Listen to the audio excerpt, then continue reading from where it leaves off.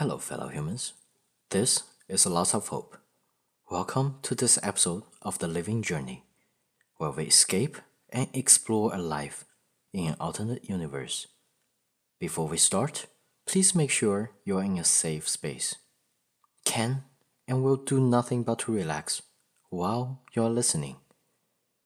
Now, let's decompress. First, love. I think I will be fine, you told yourself. Leaving college, going on to find a job, finding new friends in a new city. It'll be such a great time, you smiled. Not to mention, he's going to be in the same city with me. With glittering hope, you move on with your life, with hopes of love in your heart. You thought to yourself, maybe when I find a job, asking him out, going for a coffee, finding courageous, and he will be my boyfriend. Maybe. Just maybe. Luckily, within a month, you found a job and a nice apartment. Decorating your apartment was really fun. Since you were young, you had always dreamed of living alone, cooking for yourself, being independent, and have your own space. Comparing to living in the dorm in college, this small apartment will be a huge upgrade. When the realtor introduced you to the 3-story walk up, he was hesitating and was trying to make this walk less of an embarrassment.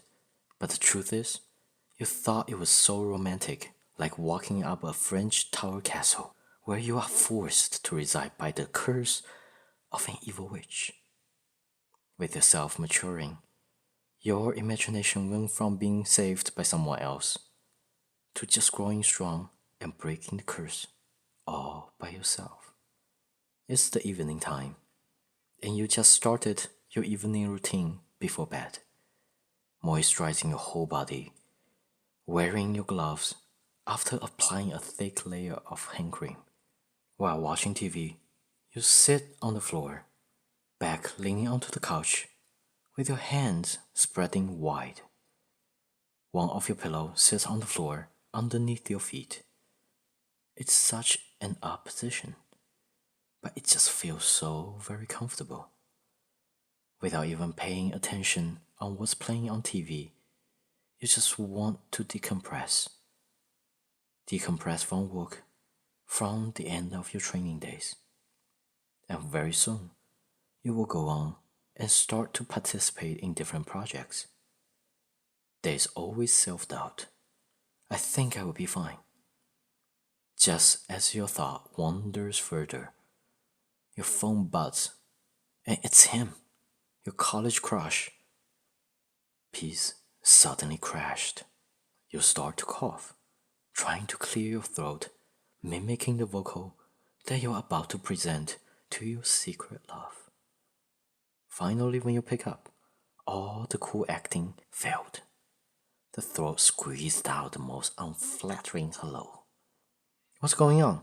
Are you sick? He sounds concerned. Oh no, I was. You cannot find an excuse as your brain fogs. Listen, I was going to ask you to hang out, but if you're sick, I can come over and bring you medication. He sounds genuinely nice. The nicer he is, the more panicky you get. Looking down to your post-lotion crucifixion posture. No, don't come over. I will come out. I will come out and find you. After hung up the phone, you scrambled to wipe off all the lotions, doing your best to freshening up, trying to look your best. You brought a shirt out that was fresh.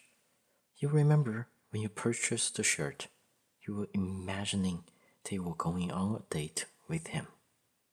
You looked up the restaurant that you were going to, reading the reviews, checking out the menus, making sure that you can be as cool as possible while you're hanging out with your perfect dream. It's been a short while, but it felt like forever. You scrolled through all of his social media pages, looking into his wonderful face, his beautiful body, imagining that you're hugging him all the time. Sometimes you tell yourself you are being too silly, but the shyness stops you from telling him your true feelings. Oh my god, I hope this time will be different. We have spent so much time together, so many classes together for 2 whole years. I need to do better. Telling yourself, I'm smart, I'm cute. He always likes me. And the first thing I'm gonna tell him tonight is I really like you. After all the practice, the second you walk into the restaurant, he stood up and shouts, let me introduce you to my best friend in college, exactly like the sibling that I never had. And he proudly announced you as his sibling. It's only been such a short time. You're looking at all of his friends in the restaurant, and he had already made so many friends. Looking at yourself, I have only made friends at work, the people who trained me. You still are completely frozen because it's not what you just practiced. Your emotion completely suffocated. Even though it was an enjoyable night, he was sitting next to you, introducing you to all of his friends, feeding you great food, complimenting on your look. As you noticed, you worn your shirt inside out. If any of you wants to date my best friend, you all will need to get my approval first, he shouts, while being a little drunk. It's an odd feeling, knowing that he likes you a lot, but just not enough to be with you. Having a great dinner party with all the people laughing, drinking, chatting, and you still feel disappointed and a bit sad. And somehow everybody translated all your emotions as being shy. It's not your natural skill to express your emotions. You probably have forgotten how many times that you have felt the need to break out of your shell. But like a curse from the evil witch, you could never. In your brain, you have practiced all the speeches about your emotions, expressions of love, expressions of happiness, expression of sadness, expression of disappointment, expression of anger, and the expression of love. All the emotions fills you up. Just as you thought you are about to explode, somehow the curse gets stronger, and increasing your tolerance, somehow just a bit more. That night was one of the nights that everybody had fun, including you. But you couldn't help but feeling anger towards yourself for not being able to break out of your limits to express love. Maybe it had been too long, and you are just friends now. By hanging on to the hope, you thought the love would flourish, but it didn't. Very soon, your work took off. Your persistence proved you to be efficient and productive. Oftentimes, you take up extra duties, not because you don't know how to say no to your coworkers, but somehow you transformed frustration from love into the needs for success. Coming into work on time, staying up late, finishing jobs carefully and passionately. One time, a coworker that you have helped took the full credit for some of the work they had done. During a presentation, when you heard the claim, you looked up to the presenter. You just couldn't believe your ears. And the expression of confusion, anger, and disappointment appeared on your face. It was a dark room. You didn't think anybody had noticed. Maybe you thought the lack of lights was your disguise. But your boss noticed. Being summoned into the private office, your boss questioned why the expression appeared on your face during the presentation. You were shocked, didn't know how to express your feelings properly, It drives you mad. While being questioned about your ability to network in your team, your brain whistles like a teapot being left on the stove for too long. No, that's not what happened. You blew up. The key to the presentation was actually my sweat and tears, and I have all the works to prove it. I'm really bad at expressing my emotions, and I honestly don't know how to deal with it. But please understand, I work very hard, and I am a team player. Please don't misunderstand me. You couldn't believe yourself finally letting out the steam. Although you felt a little bit embarrassed, you just felt good. Just as you're about to cover your face and do the ultimate escape, your boss acknowledged your hard work, encouraging you to be more open about your feelings. You suddenly felt better. You took a deep breath, put your hand to your chest, and breathing in and out. It's almost like the curse is broken. You spoke out and just felt regretful about saying it. But without being questioned, your boss winked at you like a fairy godmother and said, "Make sure you remember your strength. Now that curse is broken." Immediately, you smiled and ran out of the office, set up a dinner with him.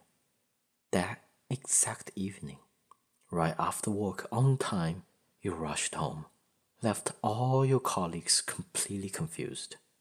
Showering, changing, styling up, all so fast. While you were showering, you practiced on how to tell him that you had a crush on him since the day you met. You practiced so much that you accidentally drank water from the shower head, coughing hysterically and laughing uncontrollably, knowing that all the practice, all the longing, all the desire, and all the love will finally manifest tonight. You felt so good. Even that you arrived at the restaurant on time, he had already arrived. Through the restaurant glass windows, you see him sitting, looking like the silent artist, yet cool as always. In your mind, he is the representation of all perfections. You love his looks, you love his smile, you love his kindness when you rescue animals together. You love that he enjoys history as much as you do, reading your favorite books, sharing his passion with you. You and him connect so deeply. Sometimes you don't even need to speak the full sentence around him, and he just understands. Even there is a piece of glass blocking you from him. You can still feel your heart reaching in and hug his. He sees you immediately after you walking into the restaurant door. His handsome face burst into the most beautiful blossom of the spring. His smile is breathtaking. Yup, that's the smile he always shows me no matter where or when, you thought. As he stood up, tall like the Empire State Building, opening his arms, hugging you into his strong arms and perfect chest, he said, "Oh, I'm so happy that you want to meet tonight. I have plans, but I have something that I really want my best friend to know." Oh, really? You are not ready for the complete unprepared head-on truck collision that's coming on your way. A beautiful giant stood up right next to you. You felt as small as an ant, waiting to be crushed by the Eiffel Tower. "This is my girlfriend," he continued. "What?" he blurted out. "It's our first day as a couple." He rings in your ears. "I'm so glad that you called." You had no idea what was going on for the rest of the night. But you remember, you debated that perfect, mean, beautiful, idiotic pediatric doctor to be whether her most amazing boyfriend loves art. You two had been in so many elective art history classes together. What the hell does she know? You were done for the next couple of days. Luckily, the curse was broken, and it didn't return. Staying in your Castle Tower Suite apartment was a good way to recover. You have decorated this apartment to be your secret hideout.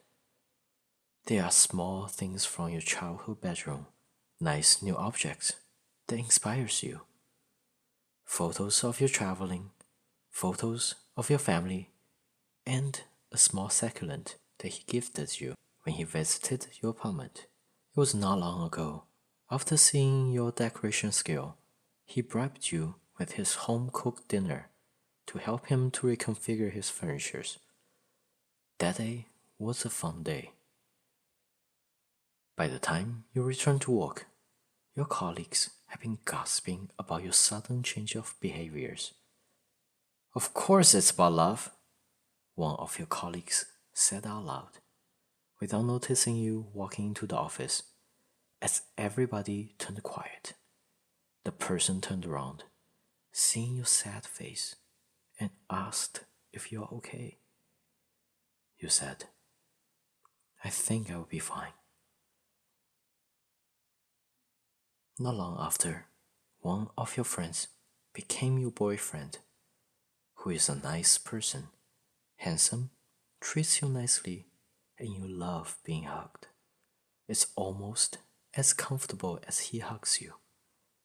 You don't know why you couldn't get over the love that never manifested. He is just a big part of your heart.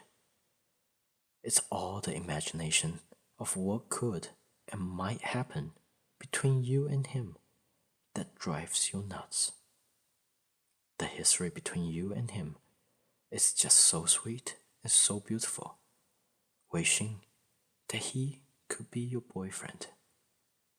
A while after your hard work, you got a recognition and your boss helped you to secure a very desirable job. On the day of your promotion, your boss complimented on your ability to break out of the limits and earning new skills along the way. Listening to the speech, you felt very happy. The child who only desires love right out of college had grew into a successful, skilled adult. On the way home, climbing up the 3-story staircase starts to make you feel tired. The curse that was imposed on you had been broken by yourself. There was no white knight, just a fully grown human craving to have a piece of desire to be satisfied. Not sure what you really want. With the promotion, you can achieve more. With the savings, you can invest in a new apartment. With a boyfriend that loves you and you love back, somehow you still want the first love to have a proper closure. Breaking the limits, learning the ability to express, seems to have let out a genie from the bottle. The love bites your heart. You kept in touch with all your friends as much as possible. Yet it's getting harder and harder to split time with everyone. Dinner parties becomes chat groups. Weekly drinks became annual trips. But thankfully, everybody is doing well. Sometimes, when you had to witness him and his girlfriend being lovey-dovey, you just feel jealous. But there is nothing you can do or say. You value all your relationships. And you actually like the Eiffel Tower. She is a great person, nice, kind, and genuine. You are truly happy that he found such a great partner. Everything is perfect now, besides the lingering effect of sadness and the need for closure. Did he ever love me? Was it ever possible between us? If we dated, would we have fallen apart? Versus now, being close friends, maybe for the rest of time. What if I tell him now that I have loved him so much that I jumped up and down the bed in the dorm when I thought I was alone, celebrating going to the same city with him? It was a special occasion. Some of your college roommates happens to come to your city for work, matching up with the time of seldomly happening dinner parties, which also celebrates another of your promotion at work. When you arrived at the party, he was already talking to some of your old roommates, and he couldn't smile like he always do. You were worried, but people took you away. Why do I love you? Your boyfriend, being questioned by one of your college roommates, replied to you in the dinner party. You are just so authentic, hardworking, and not afraid of expressing yourself. It's really comfortable to communicate with you. And across the table, he dropped his jaw. Are you serious? For all the time that we had been friends, this person, the shyest person in the world, is the easiest to communicate with? Amazing person? Yes. Works super hard? Yes. And authentic? Yes. Yes, yes, yes. But not afraid of expressing? So many secrets and feelings were never shared with me. You sound drunk, you replied, smiled, and tried to hide away the fact that he just spoke about your love towards him that still exists. Oh, that burns! All the other friends cheered up as you clap back.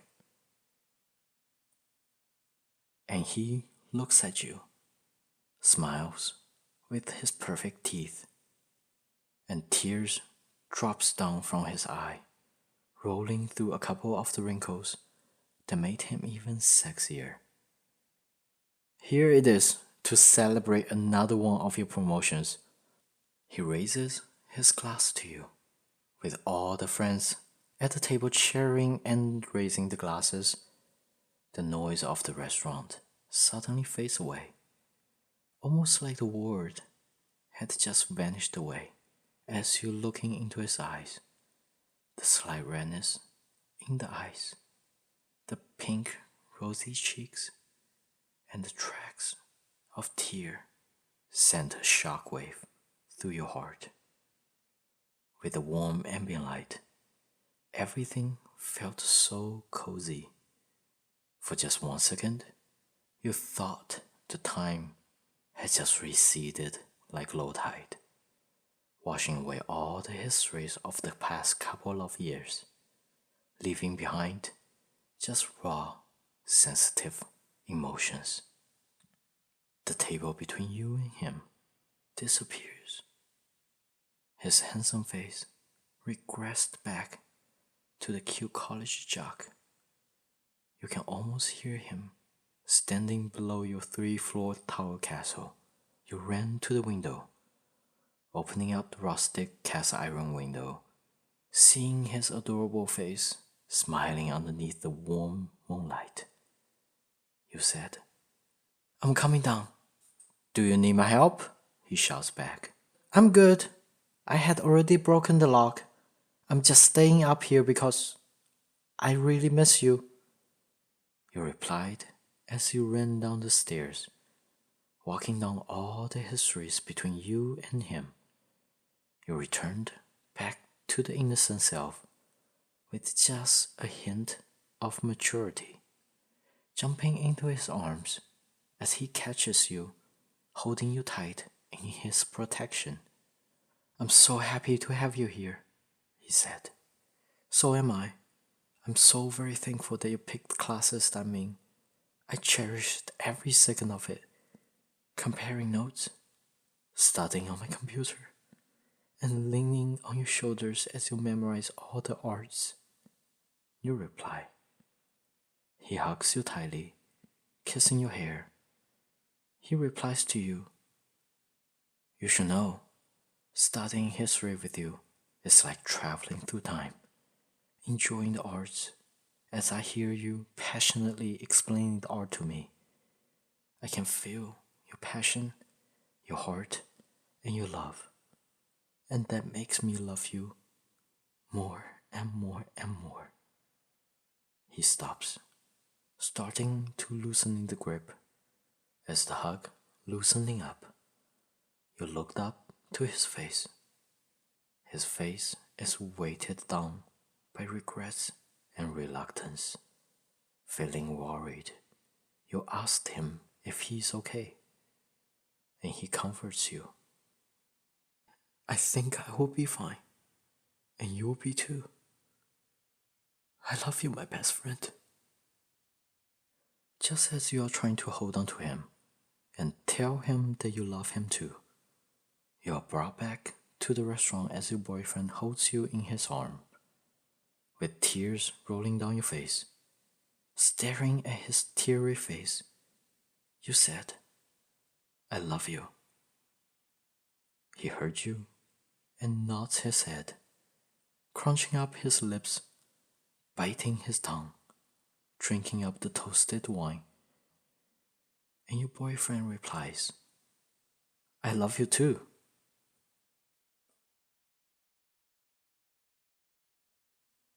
That's all for this episode of The Living Journey.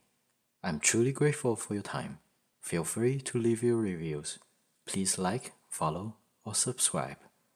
Until next time, lots of hope. Signing out.